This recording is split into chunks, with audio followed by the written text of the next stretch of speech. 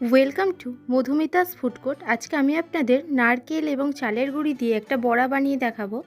প্রথমে এরকম মিক্সি জারের মধ্যে আমি নারকেলটাকে ছোটো ছোটো টুকরো করে কেটে নিয়েছি। মিক্সিতে দিয়ে জাস্ট হালকা করে আমি একবার ঘুরিয়ে নিতেই আমার নারকেল কোড়ানোটা পুরো রেডি হয়ে গেছে।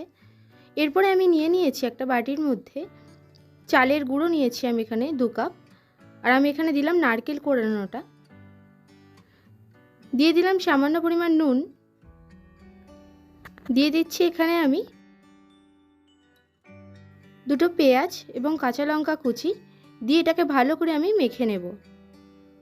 নারকেল কোড়া এবং চালের পরিমাণটা দুটো মেপে দেবেন, দুটো যেন সমান সমান হয়, নাহলে এটা মাখা যাবে না। আমি এটা ভালো করে দেখুন মিশিয়ে নিচ্ছি এখন। এরপর আমি হাতের সাহায্যে এটাকে ভালো করে একদম শক্ত করে মেখে নেব। আমি এখানে 2 টেবিল চামচের মতো জল অ্যাড করলাম। আর মাখাটা শক্ত হয়ে যাচ্ছিল বলে আমি সামান্য পরিমাণ জল অ্যাড করেছি। দেখুন একটা বড়ার শেপ দিতে পারছি আমি। তো আপনারা চাইলে পেঁয়াজটাকে একটু ছোট ছোট করে কুচিয়ে নিতে পারেন, তাহলে আরও ভালো হবে। আমি ঠিক এই রকমভাবে বড়াটাকে বানিয়ে নিলাম। অবশ্যই এই বড়াটা বাড়িতে একবার হলেও বানাবেন, খেতে অসাধারণ লাগে।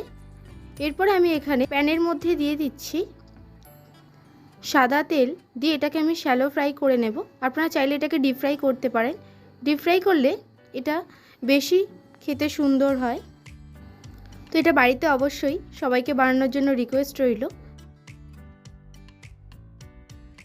আমার চ্যানেলে যদি নতুন হয়ে থাকেন অবশ্যই আমার চ্যানেলটিকে লাইক, শেয়ার এবং সাবস্ক্রাইব করে আমার পাশে থাকবেন। রেসিপিগুলো কেমন লাগছে সেটা আমাকে অবশ্যই কমেন্ট করে জানাবেন, নাহলে আমি বুঝতে পারবো না যে আপনাদের কেমন রেসিপি চাই সেটা।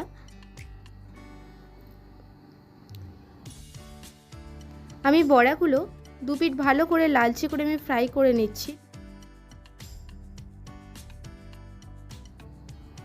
খুব ঝটপট আপনারা বিকেলে স্ন্যাক্স এরকম বানিয়ে নিতে পারেন, খেতে অসাধারণ হয়। তো বাই বন্ধুরা, আবার আসছি নেক্সট ভিডিওতে নতুন কিছু রেসিপি নিয়ে। ভালো থাকবেন, সুস্থ থাকবেন, ধন্যবাদ।